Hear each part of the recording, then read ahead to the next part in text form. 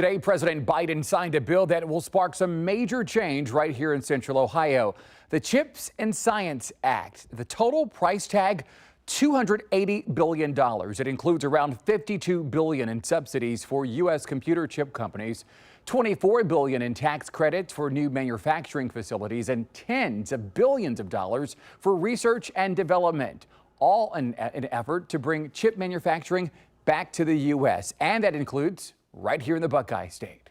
I described the field of dreams on 1,000 acres outside of Columbus, Ohio, where America's future will be built.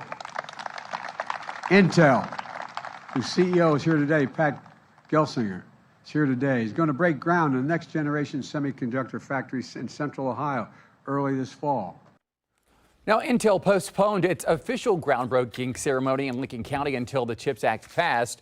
Right now, some work is already being done nearby to get that site ready for the two plants. We're told Intel has a meeting with the Ohio Environmental Protection Agency in a few weeks. They'll ask for a permit to build their facility, which might cause some air pollution. Intel CEO releasing this statement today, reading in part, quote, Intel is committed to restoring end-to-end leadership, innovation, and manufacturing here in the U.S. We are doing our part, and the federal government has now done their part.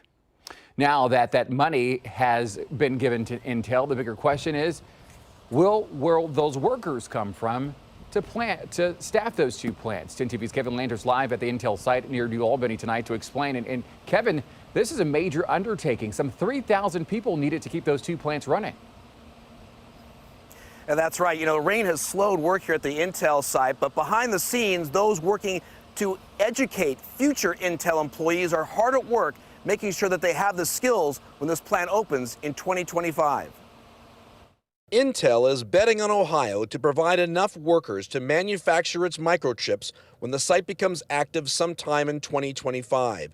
And the pressure is on for Ohio's colleges and universities to deliver those workers. It is pressure. But John Berry is president of Central Ohio Technical College. He says he's trying to anticipate a flood of students into his engineering labs.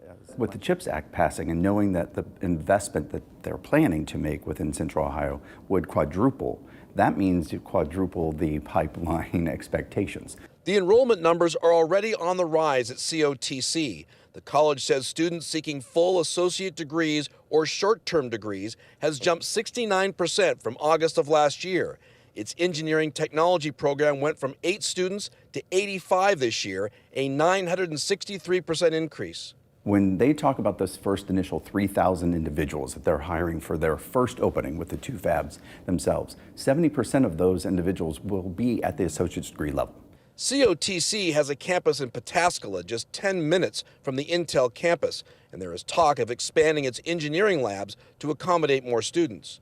And Intel has been very good about saying, look, we need an educated workforce. Which puts pressure on Ohio's colleges and universities to attract more people into the engineering field.